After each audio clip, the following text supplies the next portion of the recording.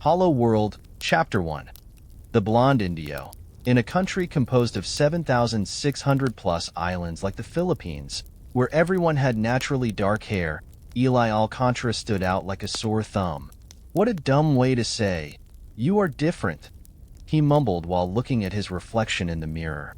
He brushed his blonde hair back as he finished his preparations for the day's work ahead. The morning sun bathed the barrio in a warm, golden light. The wide rice field stretched out like a sea of green, gently swaying in the breeze. Clear streams snaked through the landscape, reflecting the sky's azure color. Mysterious waterfalls lay hidden in the old forests of Samar Island, waiting to be discovered. Eli loved these mornings. They were peaceful and calm, a welcome backdrop to his daily routine. Today was no different as he prepared for his trip into the forest. He glanced at his gear.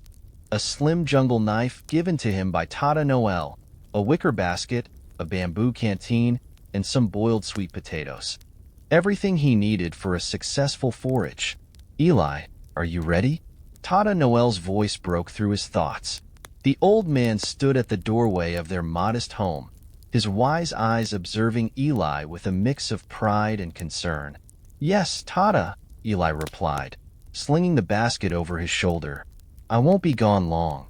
Just need to gather the fruits and roots available during this time of the year. I think the wild jackfruit are ready for harvest." "Be careful, Eli," Lisa chimed in, her eyes wide with a mixture of admiration and worry.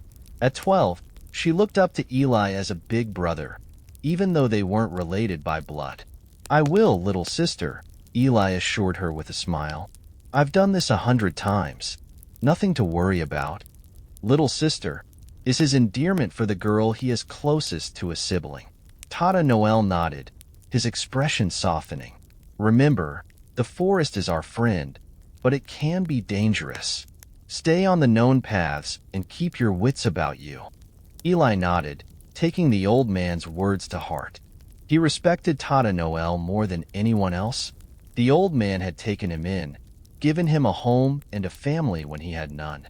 Eli would always be grateful for that. With a final wave, Eli set off towards the forest. The path was familiar, the same one he had taken countless times before. The early morning air was cool and refreshing, filled with the earthy scent of dew-kissed leaves and blooming flowers. As he walked, Eli's mind wandered back to his hair. "Maybe it's a sign," he thought. "A sign that I'm meant for something more. Something beyond this barrio." But such thoughts were fleeting, replaced by the immediate task at hand. Today was about gathering food, not pondering life's mysteries. The forest welcomed him like an old friend. Tall trees formed a green canopy overhead, their leaves rustling in a gentle breeze. Birds sang their morning songs, and the occasional rustle in the underbrush hinted at the presence of small animals. Eli felt at home here, among the ancient trees and hidden streams. He paused for a moment, taking in the beauty around him. "This place never gets old," he thought, a smile tugging at his lips. The forest was a living, breathing entity, full of life and secrets.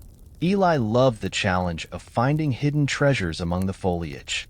Reaching a familiar clearing, he decided to take a short break. He sat down on a fallen log, pulling out one of the boiled sweet potatoes from his basket. As he ate, he thought about the day ahead. There was a particular spot he wanted to visit, a part of the forest he hadn't explored in a while. It was a bit deeper in, but Eli felt confident. He knew the forest well enough. Finishing his snack, Eli stood up and stretched. The day was still young, and there was much to do. He picked up his basket and knife, feeling a surge of excitement. "Let's see what we can find today," he thought, setting off deeper into the forest. Little did Eli know that he had taken his first steps into an adventure that would turn his world upside down. Eli ventured deep into the forest, each step bringing him closer to the heart of the wilderness. The familiar path slowly faded, replaced by a carpet of leaves and undergrowth. He moved with practiced ease, his eyes scanning the surroundings for signs of nature's bounty. The forest was abundant with produce. Wild fruits dangled from branches, tempting him with their vibrant colors. He picked a few, placing them carefully in his basket. These will sell well at the market, he thought, already imagining the profit he will get in exchange for the wild blooms. Maybe enough for that nice shirt I've been eyeing. Roots snaked through the ground, some of them edible and valuable. Eli dug up a few, his hands working swiftly and efficiently. The occasional orchid caught his eye, their delicate blooms a prized possession among the homely women of the barrio. He climbed the trees and gently picked a couple, handling them with care to preserve their beauty. As he continued his forage, Eli's mind wandered.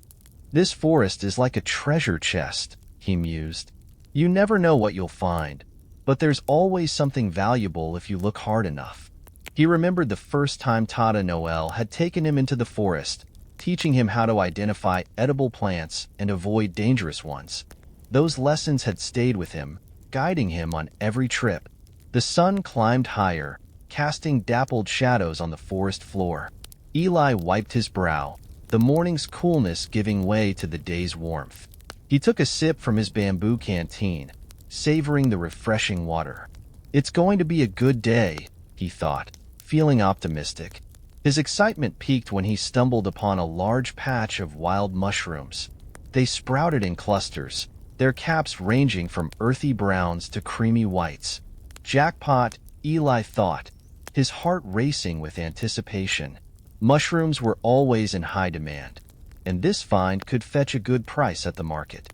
He knelt down, carefully harvesting the mushrooms and placing them in his basket. I'll have to thank Tata Noel again, he thought, grateful for the training that made foraging easier. The old man had a knack for knowing what Eli needed, often before Eli himself did. As he worked, Eli hummed a tune, the melody blending with the forest's natural symphony. Birds chirped overhead, and the rustle of leaves provided a gentle accompaniment. It was in these moments that Eli felt truly connected to the world around him. This forest is my home, he thought, a sense of belonging washing over him.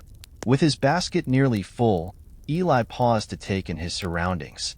The forest seemed to breathe with him, its ancient energy pulsing through the air. He felt a deep sense of peace, knowing he was part of something much larger. I'm not just an orphan, he thought. I'm a part of this forest, this barrio. I have a place here. He stood up, stretching his limbs and preparing to move on. There was still more to explore, and Eli wasn't one to leave any stone unturned. As he looked around, a sweet scent wafted through the air, catching his attention. It was unusual, unlike anything he had encountered before. What could that be? He wondered, his curiosity piqued. Following the scent, Eli ventured deeper into the forest. The trees grew denser, their branches intertwining to form a canopy that filtered the sunlight into a soft, green glow. The air felt different here, thicker and more mysterious. I've never been this far in, he realized, feeling a mix of excitement and caution. He moved slowly, his senses on high alert. The sweet scent grew stronger, guiding him like an invisible thread.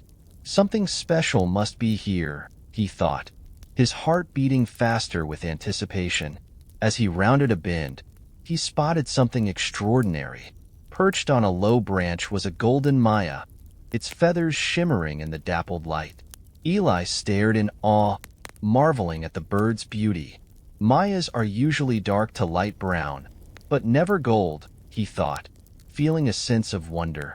What are you doing here, little one? The bird seemed to look back at him, its eyes bright and curious. Eli felt a connection, a silent understanding between them. Maybe you're special too, he thought, smiling at the bird. He took a step closer, wanting to get a better look. The Maya chirped softly, its song blending with the forest sounds. As Eli admired the golden Maya, he couldn't shake the feeling that this encounter was more than just a coincidence. There's something odd about you, he thought.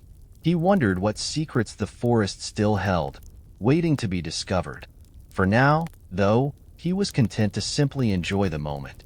The forest, the bird, and the sense of adventure filled him with a sense of purpose and wonder. Eli knew that whatever lay ahead, he was ready to face it. What a way to start the day, he thought, feeling a surge of excitement. Today feels like it's gonna be fun. As Eli watched the mysteriously brilliant Maya, he out of nowhere felt a chill that made the hair on the rear of his neck shiver. What is that? He thought, his senses immediately sharpening. He glanced around rapidly, looking for the source of the danger. Eli was shocked to see the Maya twittering loudly on the branch as he pulled out his knife. Even the bird senses it, he thought to himself. Despite his best efforts to chase the bird away, it did not budge. Why won't you take off? Eli spoke between gritted teeth as his growing uneasiness mixed with his nervousness. He took a step toward the tree, continuing to attempt to get the bird to take off. Concern growing in his chest, he thought, "Come on, I really want you to be safe." Unexpectedly, a boisterous snap of a breaking branch sounded behind him. Eli twirled around, knife prepared, with perfect timing to hear a growl and see a dim haze tearing towards him. The effect hit him square in the chest, hammering him back into the tree trunk. He snorted as his back crashed into the strong trunk. Shockingly, he felt little agony and immediately got to his feet, knife brought up in guard. A glimmer of gold got his attention as the Maya flew further into the obscuring woods.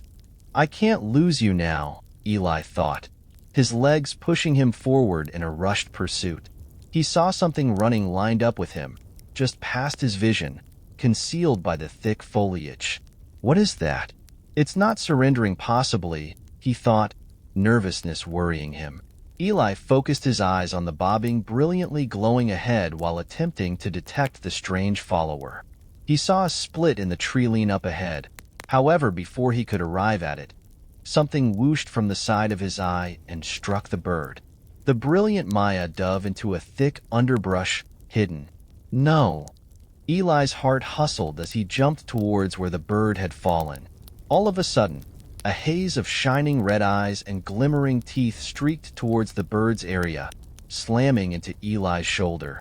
Naturally, he got the sharp blade in front of him, feeling a sharp flash of pain as he collided with a thick cluster of shrubs.